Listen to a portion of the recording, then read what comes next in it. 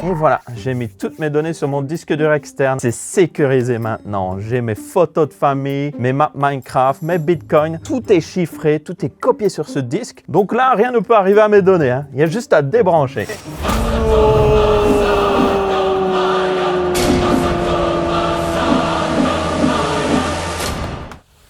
Heureusement que j'ai toujours une couette à terre pour ce genre de situation. Mais vous, ce ne sera certainement pas le cas. En plus, c'est stupide comme solution. On va vous montrer comment vraiment sauvegarder vos données.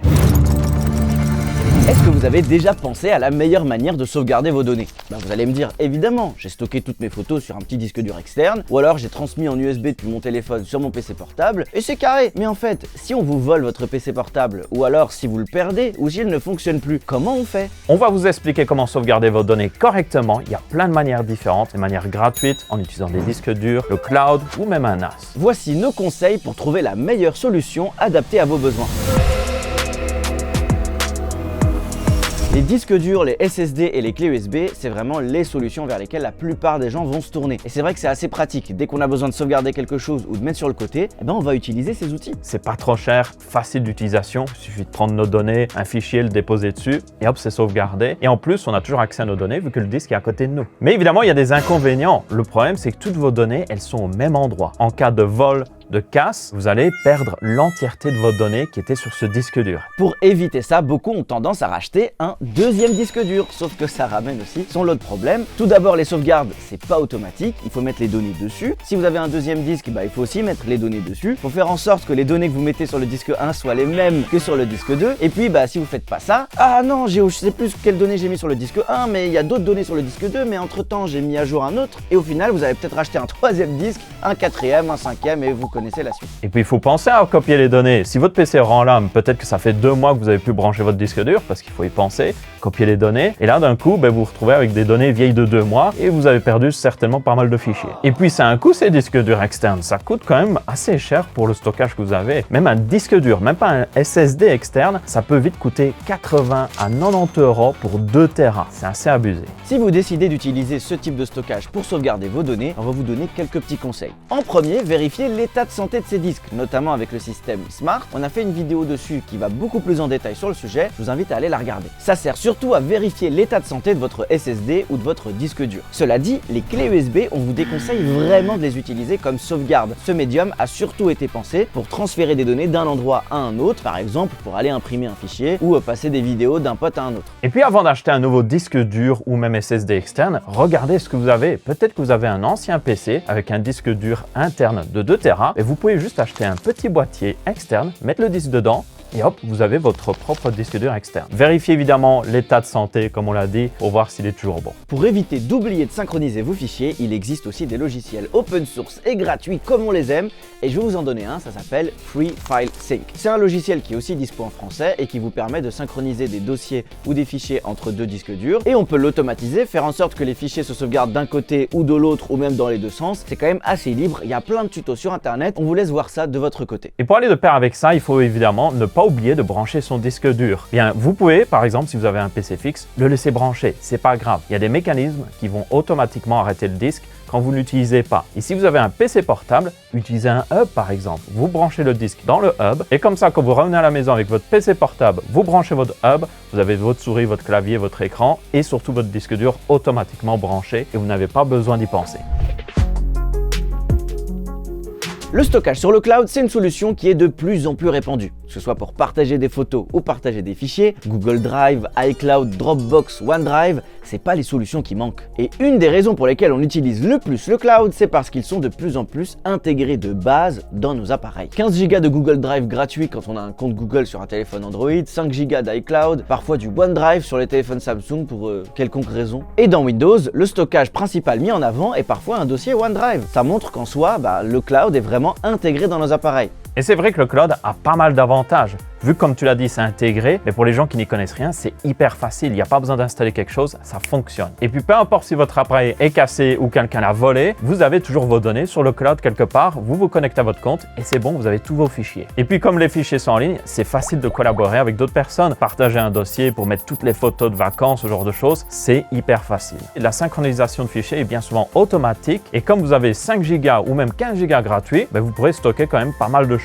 Alors oui, c'est gratuit, mais limité. Si on prend nos 2 Tera de tout à l'heure en cloud, ça monte vite entre 10 et 20 euros par mois. À l'année, ça fait entre 120 et 240 euros par an et sur plusieurs années, ça commence vraiment à piquer. Une fois que vous avez fait l'effort d'acheter un abonnement, de mettre tous vos fichiers dessus, qu'est-ce qui se passe si jamais vous voulez couper l'abonnement? C'est un peu la flemme d'aller retirer tout ce qu'il y a sur le cloud et le mettre sur un disque. Généralement, peu de personnes le font. Si le prix augmente, vous n'avez pas le choix, vous allez payer. Mais t'inquiète, ça n'arrive jamais. Jamais. Pareil, c'est le service ferme. Vous allez devoir télécharger tous vos fichiers, vos données et les mettre autre part. Vraiment pas pratique. Et puis vous avez besoin d'une connexion internet. Donc si vous n'avez pas internet, vous n'avez pas vos fichiers. Si vous devez les télécharger, bien souvent, ces clouds ne sont pas les plus rapides. Donc ça va prendre un petit moment. Niveau confidentialité aussi, c'est pas toujours le top. Vos données sont pas chez vous, pas sous votre contrôle. Tous ne respectent pas les mêmes critères de sécurité comme le chiffrement des données ou la protection des données personnelles, notamment avec le RGPD. Et puis aux États-Unis, avec le Cloud Act, il y a certains clouds qui se permettent totalement d'envoyer vos données aux États-Unis pour se les faire scanner et puis là c'est open bar. Dans le contexte actuel, c'est vraiment important. Qu'est-ce que vous conseillez du coup pour bien utiliser le cloud? Alors déjà, utilisez un hébergeur qui est plutôt situé en Europe pour éviter les problèmes qu'on a cités avant, les hébergeurs américains. Vous avez par exemple Proton ou Infomaniac qui sont des très bons services. Et puis utilisez le cloud comme une seconde solution de backup. Donc essayez d'avoir une bonne solution chez vous et vous utilisez le cloud en combinaison avec pour avoir un backup supplémentaire pour vraiment les documents importants. Documents d'assurance, les photos de famille vraiment précieuses, c'est là où vous pouvez les mettre. Et évidemment, à combiner avec ce cloud, un programme de synchronisation qui va vous permettre de simplement automatiser. Comme ça, vous n'avez pas à y penser et c'est fait tout seul. Vous vous remercierez vous-même plus tard parce que c'est pas une question de si, c'est une question de quand.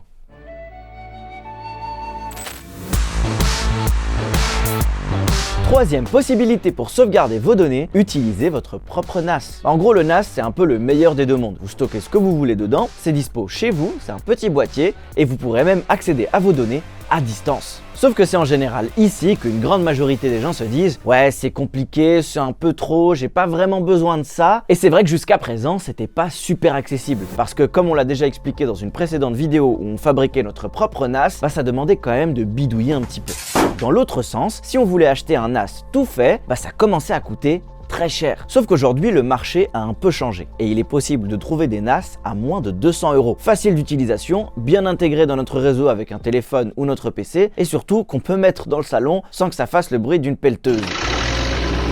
Quand on voit qu'un abonnement cloud peut coûter jusqu'à 240 € en 2 ans, là les NAS commencent à devenir intéressants. Ça, c'est pour le moment. Et pour faire cette partie sur les NAS, on a fait appel à Ugreen qui sponsorise cette vidéo. Comme vous le savez, on ne travaille pas avec n'importe qui comme marque. Ugreen, c'est une marque avec qui on travaille au quotidien dans ce studio. Personnellement, c'est une marque que j'utilise beaucoup chez moi. Ici, ils nous permettent de vous montrer ce qu'on peut attendre en termes de NAS accessible au niveau prix. Si vous préférez utiliser d'autres marques comme Synology ou Western Digital, vous pouvez vous renseigner et utiliser ce qui vous convient le plus.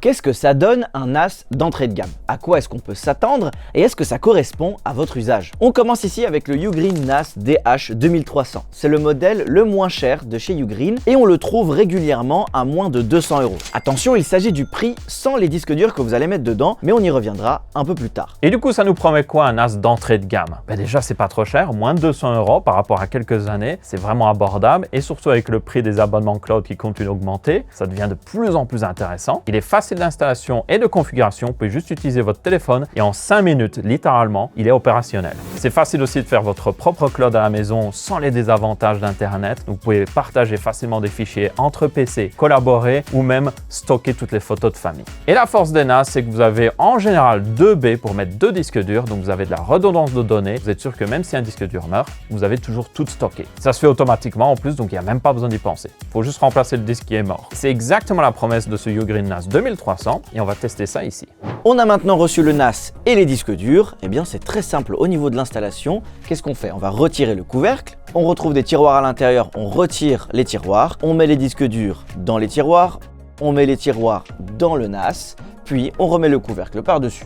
Voilà, ça c'est l'installation physique du NAS. Maintenant, on passe au câble, avec seulement 2 câbles à brancher. Tout d'abord, le câble Ethernet, qu'on va brancher d'abord à sa box, et puis sur le port Ethernet du NAS. Et ensuite, le câble d'alimentation. Et voilà, il suffit ensuite de simplement appuyer sur le bouton d'alimentation. Une fois que l'installation est terminée, quand on appuie sur le bouton d'alimentation, il suffit d'attendre un petit bip ça prend généralement même pas 2 minutes. Si vous pensez qu'à partir de maintenant ça va commencer à être compliqué, il y a plein de choses à sortir, plein d'outils ou de bidouillage à faire, en fait pas du tout, parce qu'avec juste le téléphone et le petit tag NFC que vous avez sûrement sur le vôtre, bah vous scannez. Et voilà, il a trouvé le NAS automatiquement. J'ai juste à faire s'inscrire. Et là, ça lance la procédure justement d'installation du NAS. Et vous allez le voir, c'est très rapide. Donc là, on a le nom de notre NAS. On peut le personnaliser d'ailleurs. On a les conditions d'utilisation de Ugreen, assez classiques, qu'on va accepter. On va faire suivant.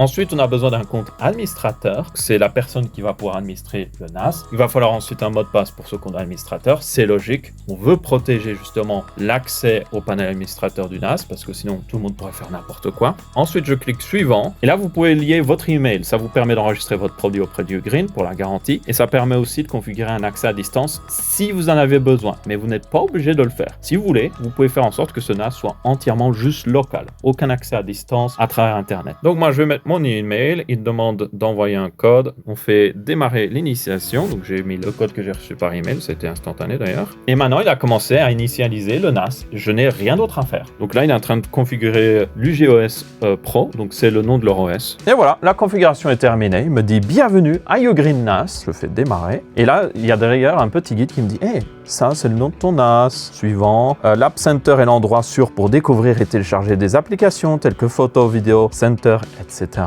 Donc ça c'est plutôt cool. C'est très bien, vous avez appris les fonctions de base, commencez à créer des volumes. Ok, pour le moment, les 2 disques durs qui sont dans ce NAS ne sont pas encore configurés. Donc on va lui dire allez. Donc dans l'application d'ailleurs stockage, il nous indique ce que peut faire cette application, donc notamment changer la disposition du stockage, voir la santé de celui-ci en temps réel, donc c'est plutôt cool, on va faire suivant. Et dans l'application stockage, maintenant on peut voir pool de stockage, on a les 2 disques durs qui sont disponibles, donc on peut les sélectionner et maintenant il me propose différentes options. D'ailleurs si j'en sélectionne qu'un seul, je peux même juste configurer un seul, je peux faire 2 pools de stockage différentes. Quand vous avez 2 disques durs, ce qu'on conseille de faire, c'est de tout simplement déjà, on sélectionne les 2 disques durs et de choisir un RAID 1. Le RAID 1 permet de faire un miroir des données. Donc vous aurez une copie sur chaque disque dur. Et donc, si un de ces disques meurt, vous avez encore vos données. Et vous avez aussi le RAID 0, c'est plus pour les performances. Je ne recommande pas. On a aussi le JBOD qui est disponible. Ça, c'est aucun RAID. C'est juste les 2 disques durs sont mis ensemble en un seul volume de 8 Tera, vu qu'on a 2 disques de 4 Tera. Ça aussi, on ne le recommande pas parce que vous n'avez aucune sécurité des données. Donc le RAID 1, même si ça va vous faire perdre en théorie la moitié de votre stockage, c'est la meilleure façon de le faire. Donc on fait suivant. Et maintenant, il est en train de créer le volume. On peut attribuer le volume qu'on veut d'ailleurs. On peut changer la capacité de stockage. Et on a même le type de fichier. On va laisser celui par défaut. Ça suffit amplement, pas besoin de changer. Et on fait terminer. Et là maintenant, il me prévient qu'évidemment, toutes les données des 2 disques durs vont être effacées. Ça semble logique, il est en train de les configurer. Donc on va faire continuer. Quand vous faites une action qui peut avoir des conséquences assez graves, il vous demandera votre mot de passe. Et voilà. Commencer à créer le pool de stockage et le volume est apparu, 3,6 Tera. Et maintenant qu'on a créé la pool de stockage, il est en train de l'optimiser, donc on va le laisser travailler. Ça va prendre un petit peu de temps, ça dépend de la quantité de disques durs aussi que vous avez et de leur capacité de stockage. Et quand il aura fini, on pourra installer des applications, ajouter des utilisateurs et commencer surtout à stocker des fichiers. Ok, le NAS a fini de configurer les disques durs, donc maintenant on peut vraiment l'utiliser, donc on va installer des applications et tout ça. Donc ma foi, on va vous montrer la version web à travers l'ordinateur de Nadir ici. Depuis un PC ou n'importe quel appareil d'ailleurs doté d'un navigateur internet, il suffit d'aller sur le site find.ugnas.com et ainsi la page va aller chercher tous les serveurs NAS Ugreen qui se trouvent autour de nous dans le même réseau. Il l'a trouvé, DH2300, on clique sur connecter et là on arrive directement sur la page de connexion de notre NAS. Il suffit simplement de mettre le nom d'utilisateur et le mot de passe que vous avez configuré tout à l'heure sur votre NAS et c'est parfait, on arrive et on est sur la page de bienvenue de Ugreen NAS. Démarrer avec le guide utilisateur. J'ai aussi mon propre guide parce que forcément l'application est différente de ce que j'ai ici sur PC. Il faut vraiment le visualiser comme étant un système d'exploitation à part, comme si vous aviez un PC avec son explorateur de fichiers et les fichiers que vous allez mettre dedans. Là par exemple, tout ce que j'ai fait, c'est que j'ai été créer un dossier qui s'appelle Yankly et après, depuis le Finder ou l'explorateur de fichiers sur votre ordinateur, j'ai juste à faire glisser, déposer le dossier photo directement sur le navigateur. Et vous pouvez le faire dans l'autre sens aussi, donc vous pouvez prendre des dossiers qui sont sur le NAS et juste les glisser, déposer dans votre explorateur de fichiers pour justement les télécharger ou juste faire clic droit télécharger, ça finira dans votre téléchargement. Donc ça c'est plutôt cool. Comme on l'a montré, on peut créer des dossiers par personne, on peut créer d'autres utilisateurs et en plus chaque utilisateur a son propre mot de passe, donc c'est sécurisé, chacun a son espace personnel, en plus des dossiers partagés que tout le monde pourrait utiliser. Donc là ce qu'on va faire, c'est créer un compte utilisateur pour Nadir, comme ça on peut vraiment séparer les choses et c'est mieux au niveau sécurité. Ah, c'est comme sur Windows. Gestion des utilisateurs. Ajouter, créer, nom d'utilisateur, Nadir, voilà. Mot de passe, Nadir. Et là, je suis un utilisateur standard. On active un dossier personnel, donc pour le compte utilisateur Nadir, et on dit que je n'ai pas le droit d'utiliser plus de 240 Go de données sur mon dossier. Ça nous permet de rationaliser en fait les dossiers en fonction des utilisateurs. Donc je crée, suivant.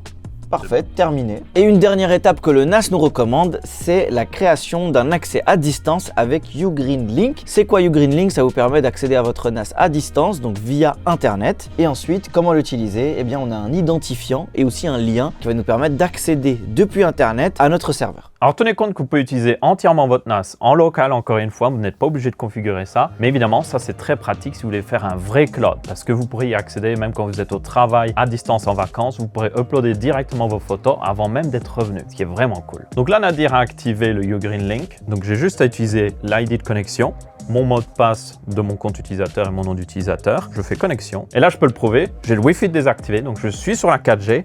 Donc c'est comme si j'étais en vacances ou autre chose et j'ai accès entièrement au NAS. Donc je peux aller dans les fichiers et commencer à rajouter mes photos de vacances ou autre chose. Et vous pourriez vous dire que vous sacrifiez des fonctionnalités. Souvent avec les applications cloud comme Google Photos, vous avez des fonctionnalités intelligentes pour reconnaître la tête des gens. Comme ça, vous pouvez chercher selon certaines personnes pour retrouver des photos. Mais en réalité, non. Vous avez ce genre de fonctionnalité aussi dans l'application photo. Là, on a rajouté quelque chose qui permet de reconnaître les têtes des gens, le texte sur les images. Donc pour extraire le texte. Bah franchement, comme on vient de le voir, le NAS tient plutôt bien ses promesses. Pour moi, il est assez rapide, il est efficace, on peut mettre des fichiers dedans, etc.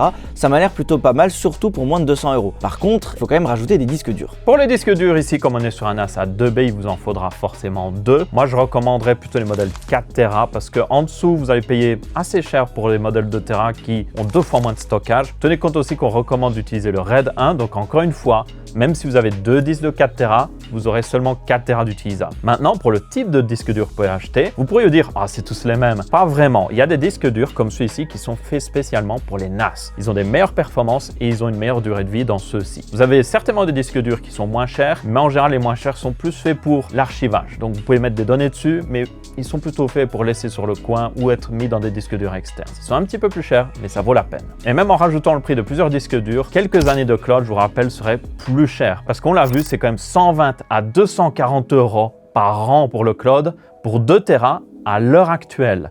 Avec cette solution ici, on a 4 Tera d'utilisables et ça nous a coûté au final 4 ans, même pas de cloud, s'il n'augmente pas de prix. Donc franchement, le NAS va vite se rembourser. Et pour ceux qui pourraient se dire pourquoi pas utiliser des SSD dans un NAS, bien, ça coûte très cher les SSD par rapport à un disque dur et ça n'apporte pas forcément grand chose justement dans un NAS. Par exemple, on a un port Ethernet 1 gigabit, c'est-à-dire qu'on est limité à du 100 MO à la seconde, sauf que la plupart des disques durs modernes dépassent largement ce débit de vitesse. Donc passer un SSD ne servirait à rien. C'est vraiment réservé dans les NAS professionnels pour les personnes qui ont vraiment besoin de beaucoup de vitesse et beaucoup de réactivité. Si c'est juste pour stocker des fichiers, utilisez un disque dur, c'est plus économique. Pour ceux avec plus de budget et qui veulent aller un petit peu plus loin au niveau du game des NAS, nous avons ici le DH4300+, avec notamment 4 baies de stockage pour des disques durs. Avec ça, on peut aller jusqu'à 120 Tera de stockage et notamment débloquer le RAID 5 et le RAID 6 et ainsi avoir un disque dur ou deux disques durs dédiés uniquement à la parité. Ça nous permet d'avoir plus de sécurité au niveau de nos données ici. On a aussi un port 2,5 gigabits qu'on peut connecter directement sur sa box et aussi avec le processeur qui est quand même assez puissant, il peut gérer du Docker, c'est-à-dire si vous voulez, vous pouvez mettre une instance Home Assistant à l'intérieur et ça fera votre serveur de stockage, mais aussi votre serveur pour gérer la domotique. Et ça, c'est vraiment cool. D'ailleurs, on a fait une vidéo sur Home Assistant. Si vous ne l'avez pas vue, n'hésitez pas à aller la regarder. Comme on a beaucoup de puissance, si vous avez plusieurs utilisateurs, notamment une famille, ça peut permettre de justement gérer pas mal d'utilisateurs en même temps qui vont accéder à des fichiers. Si vous avez par exemple plusieurs personnes qui veulent lire des vidéos en même temps, il faut de la puissance justement. Et je dirais même avec la puissance qu'on a et surtout le port 2,5 gigabits, si vous travaillez avec votre PC, vous faites par exemple de l'édition de vidéos 4K, ce serait tout à fait possible de déjà lire des vidéos 4K dessus, mais surtout même les éditer.